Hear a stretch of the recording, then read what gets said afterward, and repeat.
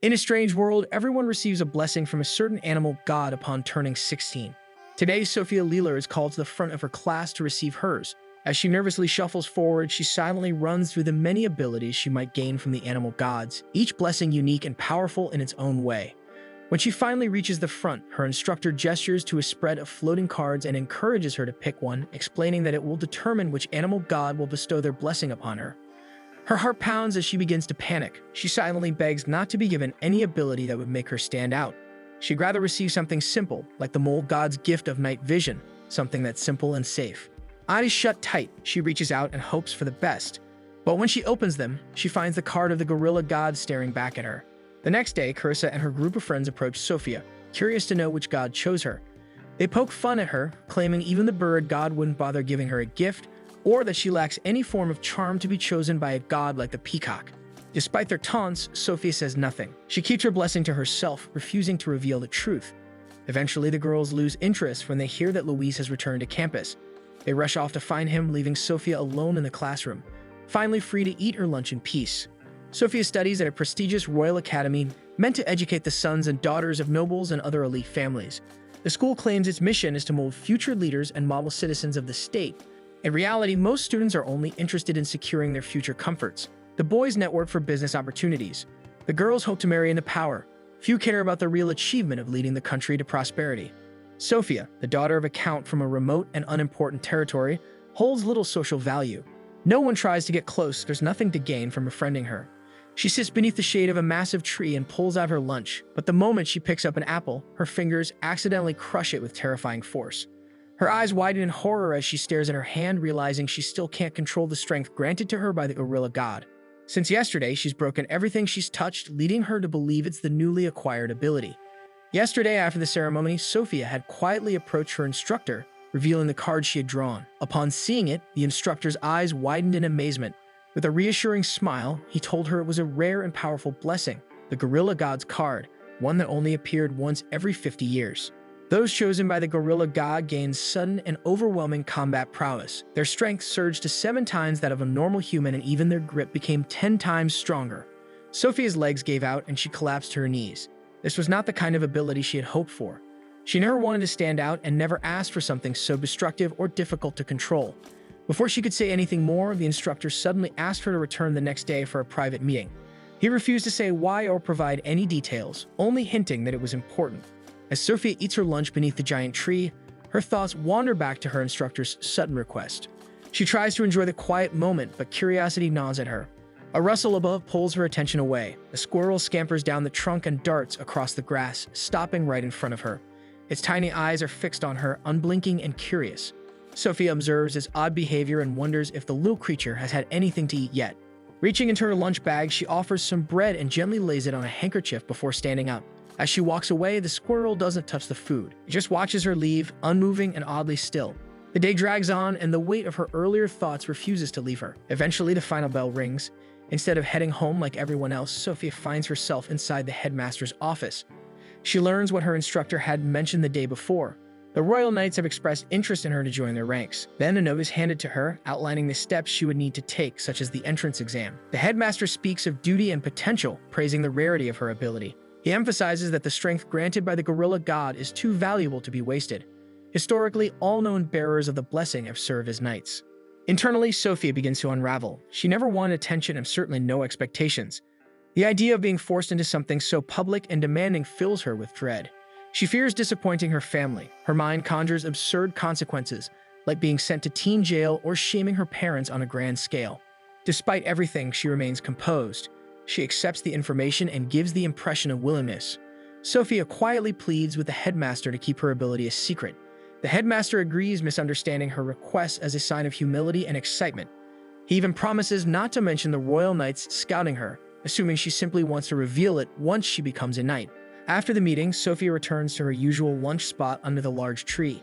The bread she left earlier is completely gone. Only the handkerchief is left with some breadcrumbs scattered on it. As she bends down to pick it up, her thoughts drift back to her conversation with the headmaster. Somehow, by a twist of luck or perhaps misfortune, she is now on the path to becoming a royal knight, one of the furthest roles from her original dream of living quietly. A new thought crosses her mind, one that will exclude her from being a knight. If she fails the entrance exam on purpose, then maybe the Royal Knights will simply turn her away. No matter how rare or powerful her ability is, surely they wouldn't accept someone who doesn't pass their tests. On the day of the exam, she makes her way toward the training grounds but struggles to find the testing center. While wandering through the outskirts, she comes across an elderly man struggling with a broken wagon. One of the wheels is missing, and he's worried about how he'll transport all the goods piled up in the cart. She hesitates. A part of her wants to help, but another part reminds her of the consequences of being noticed. Still, guilt outweighs fear. Using her enhanced strength, she begins lifting the heavy barrels with ease, startling the man.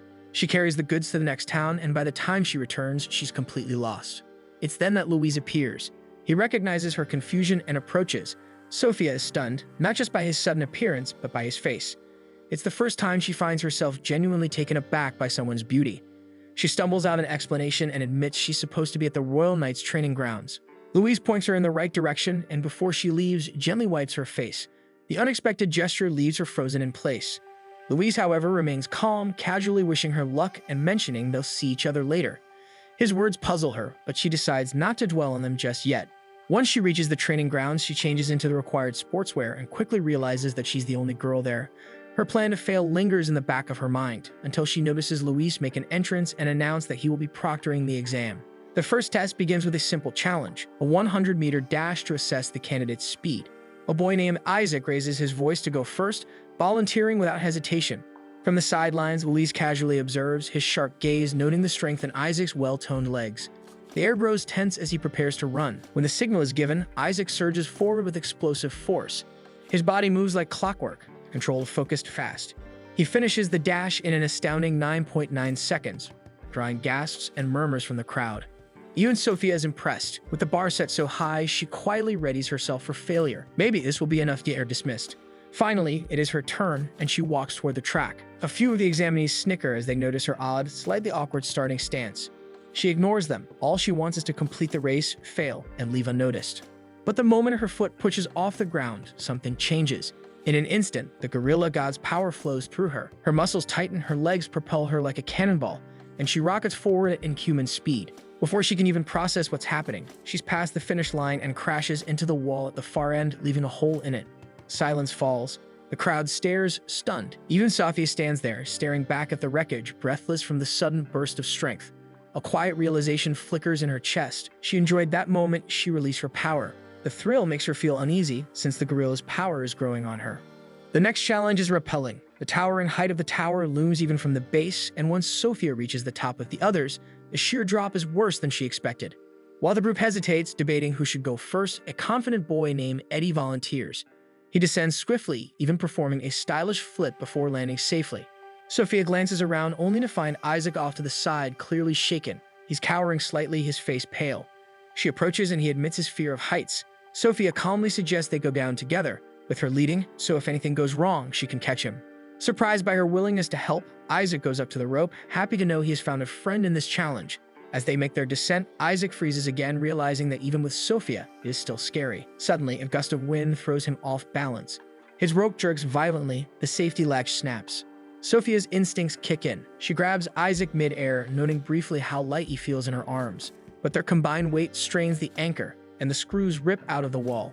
The two plunge toward the ground. Without thinking, Sophia rotates mid-fall, cradling Isaac in a protective bridal carry. She braces, absorbing the impact with a powerful crouch. Dust erupts around them as they hit the ground, but both remain unharmed. Louise watches from a distance, awestruck. Isaac tearfully thanks Sophia as whispers ripple through the training ground, praising Sophia for her bravery. Louise, regaining composure, quiets the crowd and reminds them the exam is still ongoing. He then calls Sophia over and escorts her to the infirmary. It's only then that Sophia realizes the skin on her palm is torn up. As Louise tends to her injured hand, he notes that the cuts aren't as deep as they should be, considering the weight she carried during the fall. He casually compliments her strength, mentioning that it's no surprise Isaac seems completely smitten with her after what happened. While Louise resumes cleaning the wound, Sophia takes the chance to study his face more closely. She had already thought he was beautiful the first time they met, but now with him so near, she notices the finer details, his delicate features, his long lashes, and his tall nose. He glances up, catching her silence, and assumes she's in pain, but she quickly denies feeling any discomfort. Flustered. In truth, she had simply been staring too hard, lost in thought, and now scrambled to hide her embarrassment. Her sudden awkwardness makes Louise laugh, a soft, amused sound that takes her by surprise. At that moment, she realizes he's much younger than she initially assumed. There's a lightness in his expression, a boyish charm that briefly cuts through his professional demeanor. She thanks him for his help, gently trying to retrieve her hand. But instead of letting go, he tightens his grip slightly, then covers her injured hand with both of his. The gesture catches her completely off guard. Sophia stares at the brand new dress her family had sent.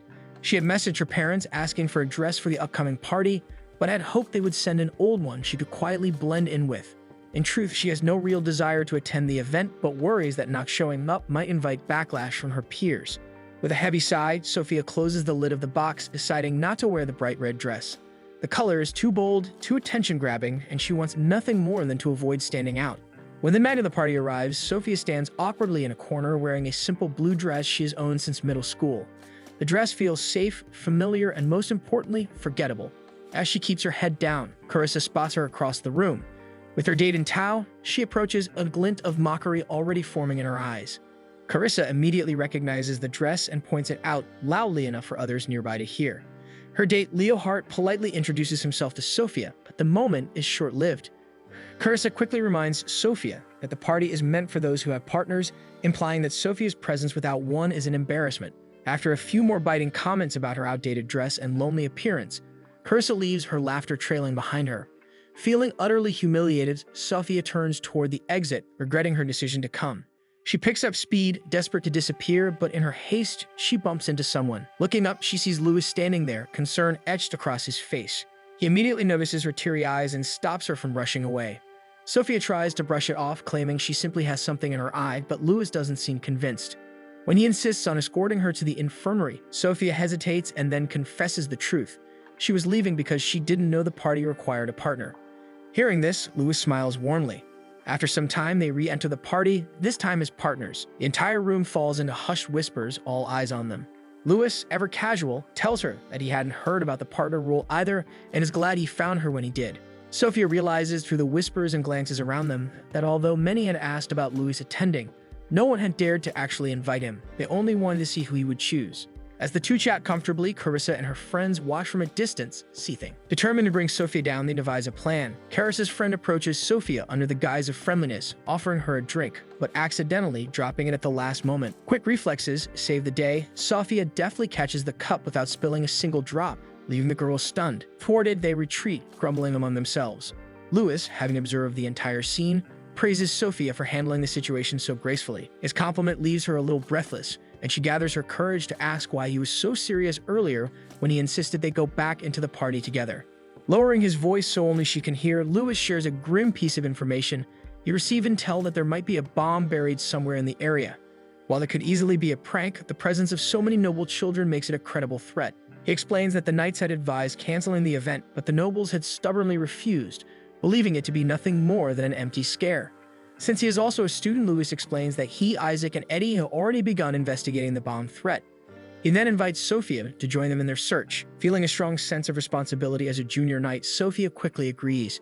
Pleased by her answer, Louis offers his arm to her, explaining with a small smile that it would seem odd if partners at a party didn't link arms. Sophia freezes for a moment, nervousness rising within her. Still, she gathers her courage and shyly links her arm with his, a noticeable blush blooming across her cheeks. Together, they roam the party floor, earning curious glances from the students around them. Despite the attention, their minds remain sharp, scanning the area for anything suspicious that might hint at the location of the hidden bomb. After some time, Sophia notices a familiar, venomous gaze directed toward her, the same hateful glare she has become accustomed to receiving from many of the girls. Before she can react, Carissa approaches once again, flanked by her usual group of friends. Carissa quickly draws Louis' attention with lively chatter, hoping to distract him, while her friends move closer to Sophia under the pretense of helping her. One of the girls leans in, pretending to clean something off Sophia's sleeve, but instead of a cloth, she reveals a pair of scissors, glinting sharply under the light. Sophia catches sight of the blade but resists the instinct to defend herself. She fears that if she activates her gorilla god blessing, she might hurt someone unintentionally. Just as the girl reaches out, Louis appears at Sophia's side in a flash. With a swift, precise motion, he slaps the scissors out of the girl's hand, making it clatter noisily to the floor. His eyes narrow in disapproval as the girl stammers out a poor excuse.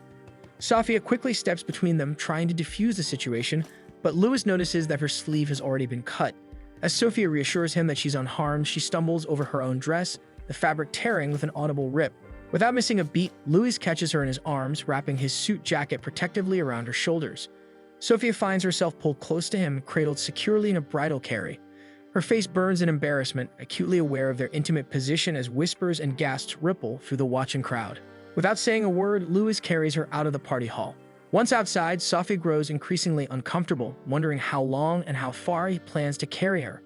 But then Louis stops, his grip tightening slightly as he mutters to himself, blaming his failure to protect her properly as a knight.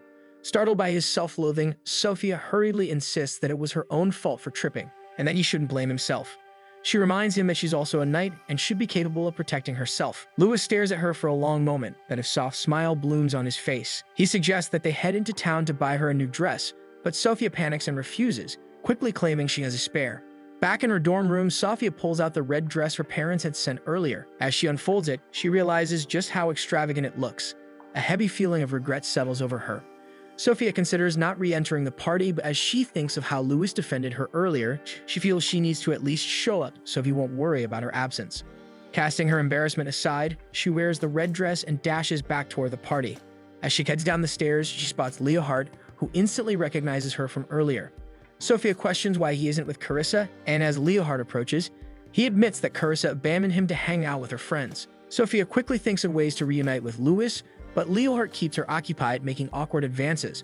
When Sophia announces that she needs to leave, Leonhard places his hand on the wall beside her head, asking her to stay with him since he's now alone. Suddenly, they hear Isaac and Eddie calling her name. As they climb the stairs and spot her, Leonhard quickly retreats. Eddie and Isaac finally reach Sophia, pausing for a moment to admire how she looks in her new red dress. They then question her about the strange boy they just saw her with. Afterward, they inform her about the possible bomb planted somewhere in the school and the need to report back to Louis. Sophia tells them she already knows and that Louis should be waiting for them at the entrance of the ballroom. As she steps forward to head back, Eddie stops her, reprimanding her for returning to the party without fixing herself first. Without warning, he quickly grabs her hand and begins fixing her hair and makeup. Sophia returns to Louis, who is momentarily stunned by her new appearance but recovers quickly and escorts her back inside with Isaac and Eddie following close behind. The group draws a lot of attention, especially Sophia, as most of the students barely recognize her. Feeling shy under the growing number of stares, Sophia glances at Eddie, wondering where he learned to fix someone's hair and makeup. She recalls how he simply bunned her hair and pulled out a small makeup kit, while Isaac had looked pleased watching the transformation unfold. Now with Louis, Isaac, and Eddie surrounding her, even more people turn to look their way. It's then Sophia notices something strange. Eddie and Isaac entered the party without partners. Confused, she brings it up to the boys. They stare at her in surprise, explaining that there was never a requirement to attend the party with a partner. It was an event meant for everyone to enjoy. Realization dawns on Sophia. Carissa had lied, trying to trick her into leaving and making a fool of herself. Mortified, Sophia quickly bows to Louis, apologizing for dragging him into her troubles due to misinformation. Louis does not allow Sophia to apologize, instead assuring her with a warm smile that he genuinely enjoyed having her as his partner for the party. Isaac, quick to join the conversation, casually offers to become Sophia's partner for next year's celebration, his tone lighthearted but sincere. Across the ballroom, Carissa watches the interaction unfold, her expression darkening with barely concealed frustration as she witnesses the boys effortlessly bonding with Sophia. Her friends, whispering nervously among themselves, express their growing fear of further interfering, worried about provoking Louis after his earlier reprimand. Carissa, however, is not willing to accept defeat so easily. As her gaze sweeps over the ballroom, she notices a girl lingering at the fringes of the crowd, her eyes fixed longingly on Sophia's group. Sensing a new opportunity, Carissa's mind quickly crafts another plan, one that promises to turn the evening back in her favor. As the evening draws to a close, the knights begin to gather together and slowly relax, their earlier tension easing as they conclude that the threat of a bomb must have been a mere bluff. In the midst of this, Sophia notices Irene, one of her classmates, crouching awkwardly near the edge of the hall. Concerned, Sophia approaches her, believing the girl to be unwell. Irene, clearly distressed, hurriedly explains that she has lost one of her earrings and displays her bare ear as proof. She insists that she knows where the missing jewelry is but admits she is too frightened to retrieve it alone. Despite the lingering duties she has as a junior knight, Sophia cannot ignore her classmates' distress and chooses to assist her. Following Irene away from the main building, Sophia is led to an old, disused school structure, where a large wooden crate stands against the wall. Irene explains that the crate was recently restocked under a teacher's orders and suggests that the earring might have fallen inside. Without hesitation, Sophia climbs into the crate to search, quickly spotting a glint of something shining at the bottom. However, before she can retrieve the earring, the lid slams shut behind her and the unmistakable sound of the lock clicking into place echoes in the darkness. Trapped inside, Sophia listens as Araigné, her voice shaking, confesses to being blackmailed into luring her away. Sophia remains composed, immediately understanding that Carissa must be behind the scheme. Recognizing the potential consequences for Araigné if she escapes and exposes the plot too early, Sophia makes the painful decision to stay confined until the party ends, determined to shield her classmate from further harassment. However, her plans are swiftly disrupted when unfamiliar voices drift toward her hiding place. The sounds grow louder, and she realizes with dawning horror that the crate she is trapped in is about to be moved. Her body moves as the box is lifted, and she struggles internally, torn between staying hidden or risking exposure to free herself from whatever unknown destination awaits her. Staring at the knight's training grounds, Sophia takes a deep breath and squares her shoulders before stepping forward. It has been 3 months since she officially became a junior knight, and much has happened in that short time. Her most significant acts so far have been apprehending 2 members of the underground anti-monarchist group known as Daybreak. Unfortunately, those men had escaped custody under mysterious circumstances. The fact that they had even infiltrated the school to begin with remains an unsolved puzzle, leading to rumors of a possible spy embedded within the academy's noble students or even among the staff. While the thought of a traitor inside the school certainly troubles her, it's not the only weight on her mind. What unsettles her more on a personal level is the nagging feeling that Louis has been avoiding her. Since the night of the incident, the two have not exchanged a single word. In fact, she hasn't even seen him up close. This strikes her as odd, considering how frequently their paths used to cross before she realized her feelings for him. She wonders if her reckless actions that night caused him to lose trust in her. And though she doesn't regret stopping the threat, she understands why he might be disappointed. Her internal reflection is interrupted when she spots Isaac and Eddie waving her over. Isaac grins broadly and announces that today's schedule includes field training. However, Sophia and Eddie are quick to show their displeasure as they trek the snowy mountains for their training, while Isaac seems invigorated by the environment. The instructor eventually calls for a break to explain their objective. They will be surviving overnight in the harsh wilderness, testing both their endurance and their preparedness. Sophia happens to catch sight of Louis standing a few feet away, listening quietly. The moment he notices her looking in his direction, he turns his head away, focusing solely on the instructor's words. As the team continues onward, many begin to grumble about their heavy packs. Even Sophia starts to feel her muscles ache with each step. When she glances behind her, she sees Eddie falling further and further behind. Concerned, she offers to carry part of his load, but he stubbornly refuses, insisting that he's fine. Eventually, the group is forced to travel in single file, now navigating a narrow path clinging to the side of a steep ridge. It's then that Eddie suddenly collapses, his body giving out under the strain. Sophia reacts quickly, catching him just in time to prevent a fall that could have sent him tumbling down the mountain's edge. Clinging desperately to the icy rock wall, she strains to keep them both from slipping. However, her hand slips, and with a final burst of strength, she throws Eddie upward. Isaac, startled but quick to act, reaches out and grabs him. Sophia, however, plummets into the dense forest far below. Louis decides to jump in right after her. When Sophia regains consciousness, the sky is streaked with the colors of sunset. Her body aches, but she is alive. The natural blessings of the gorilla have saved her once again. She realizes the best course of action is to find shelter for the night and regroup with her squad later, especially with darkness setting in quickly. As she walks away from the site of her fall, determined to find safety, she fails to notice that a few essential items from her bag were left behind. Luckily, Sophia finds an abandoned cabin hidden between the trees. She surveys the area cautiously, noting that it's still intact and likely the best place to stay for the evening. Setting her things down by a dry corner, she exhales and quietly thanks the gorilla's blessing again for helping her survive. But the thought lingers, weighing heavier by the second. She wouldn't even be in this situation if she hadn't received the gorilla's power in the first place. She rummages through her bag in search of tools to make a fire, but quickly realizes that they're missing. She assumes they must have fallen out during her descent. She debates whether to go out and search for them, but the sky has already dimmed and the cold bites harder. It might be too dangerous to wander now. Just as she weighs her options, a sudden noise echoes through the walls, something wooden striking the floor. Her body freezes. Her mind races, imagining a bear or worse, some lingering ghost haunting the old cabin. She shakes her head and forces herself to calm down, reminding herself that whatever's outside might just be another person like her, lost and cold. After a moment's hesitation, she approaches the door and cautiously opens it, only to find no one. For a split second, the fear creeps back in, whispering that the sound truly did belong to a ghost. But as she lowers her eyes, she spots a small figure curled up nearby. It's a squirrel, unconscious, motionless, and near it is a tiny pack. Inside the pack, to her disbelief, are the very tools she needs to start a fire. She hurries to light a fire and wraps the squirrel with some cloth from her bag. Once the warmth spreads through the cabin, she settles near it and gently observes the tiny creature. Something about it feels familiar. Its fur, its face. She begins to wonder if it's the same squirrel that sometimes follows her at school. As the heat and exhaustion settle into her bones, her eyes grow heavy. The tension slowly fades and she slips into sleep. By the time she wakes, the fire has softened into embers. A strange comfort surrounds her, and there's an unfamiliar but comforting scent in the air. She sits up slowly, realizing the fire is about to die, and decides to add some wood, but as she glances to the side, her breath catches. Louis is there, sleeping right next to her, wrapped only in a thin blanket. Sophia jolts back, pressing herself against the cabin wall, her heart thundering. For a brief moment, she wonders if she died in her sleep, and this is the final comfort her mind has given her. But the longer she stares, the more real it feels. Then his eyes open, and he assesses her. Suddenly, realization dawns on him as well.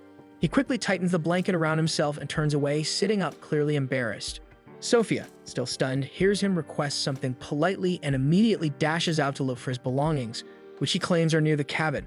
She finds them, his clothes and weapons, damp from the snow but intact. She returns and hangs his garments by the fire to dry. After a few more moments of awkward quiet, they finally face each other again. Sophia, still hesitant, asks how he ended up here with her. Louis explains, keeping his voice even, that he had seen her fall and jumped in after her. Unfortunately, he had landed elsewhere and had been searching the woods for her. Suddenly overwhelmed with embarrassment, Louis decides now is the best time to tell Sophia the truth about his ability. Without warning, he offers a quiet apology in advance, and then vanishes from her sight. Sophia blinks, stunned, her eyes fixed on the space where he once stood. For a moment, nothing happens. Then she notices the small squirrel poke its head out from the blanket, the same one she had rescued the night before. Her expression shifts to one of disbelief as realization dawns. Moments later, Louis reappears, slowly returning to his human form. He quickly dresses, not meeting her gaze at first. After a pause, he begins to explain. He reveals that he was granted the blessing of the squirrel god. Normally, such a blessing would have simply enhanced his agility or reflexes. But for reasons unknown to him, it allows him to fully transform into a squirrel. However, the duration of his transformation is unpredictable, and at times he finds himself adopting the behaviors of a squirrel without meaning to. He tells Sophia that he used his ability to search for her last night, and that he was the one who found her lost supplies. Unfortunately, just as he reached the cabin in his squirrel form, exhaustion overtook him. He passed out and involuntarily returned to his human form later in the evening. Sophia, still trying to process everything, finally asks why he had decided to endanger himself, especially when she had assumed, after everything, that he now resented her for acting without orders. Louis realizes that he has caused a huge misunderstanding and slowly admits the truth behind his actions. On the night she was trapped in the old school building, he had already found her.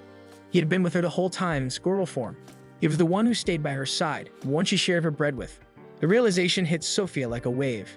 Every squirrel she had grown to form a connection with had been Louis all along. And if that were true, then he had heard her confession, the one she made when she thought no one else could hear.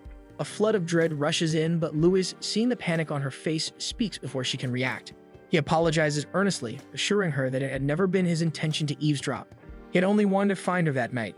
His voice softens as he covers his reddening face with one hand and admits that her words had caught him completely off guard. It was the first time anyone had ever told him they loved him. Sophia stares at him in disbelief. She can't imagine how someone as admired as Louis could think that. After all, she's seen how many girls try to get close to him, but quickly realizes Louis just does not see the extent of his popularity. Louis continues, explaining that after hearing her confession, he had originally planned to leave her alone. But when he realized she wasn't alone in the building, he stayed. That decision ultimately led him to discover the bomb. His voice grows quieter as he recounts how terrified he felt when he saw Sophia about to take the blow of the explosion only to brilliantly save the school. He was completely amazed and grateful for her that evening. Even so, he couldn't bring himself to face her afterward. He had admired her courage, but the weight of everything, her confession, his failure to help, and the danger she had faced alone, left him uncertain. And so, instead of acknowledging what had happened, he distanced himself. Right after Louis finishes his story, he looks her in the eye and admits that he loves her. It was only when he saw her fall from the cliff that he realized just how strongly he felt. He gets up from his place on the floor and approaches her, revealing that he had always felt an attraction toward her. But the more he got to know her, the more he fell in love. Gently cupping her face with his hands, he pours out his feelings, shyly admitting that he feels bad for waiting until she confessed first. Even if she didn't know it was him as a squirrel. He notices that Sophia suddenly looks a little sad and begins to worry that she's about to reject him. But when she looks up again, she announces that she loves him too. Gathering her courage, Sophia confesses just how long she's had feelings for him, since Louis had been honest with her as well. She also admits how much it hurt when he began avoiding her after the incident. Recalling the pain of that time brings tears to her eyes. She admits that she even felt regret for loving him since it brought so much heartache. Lewis quickly pulls her into an embrace, apologizing for taking so long to realize his feelings and for hurting her in the process. He tells her that he was afraid of being rejected, afraid that maybe she didn't truly love him, or that her words had been said in a moment of confusion. Pulling away, Lewis begins to lean in to kiss her, only for Isaac to suddenly burst through the front of the cabin, tearing down part of the door in the process. Shocked and flustered, Sophia pushes Lewis off her in a panic. As she regains her composure, she turns to Isaac and asks how he found her. Isaac casually says that he used his dog blessing to track her via scent. Sophia finally calms down until Isaac gestures toward the side of the cabin. Only then does she realize what just happened. She glances to the side, and to her horror, she sees Louis outside the cabin, lying in the snow, cushioned by a fresh pile from where he crashed through the wall. Sophia quietly curses the strength granted to her by the gorilla god, worried that she may have just seriously injured the person she loves.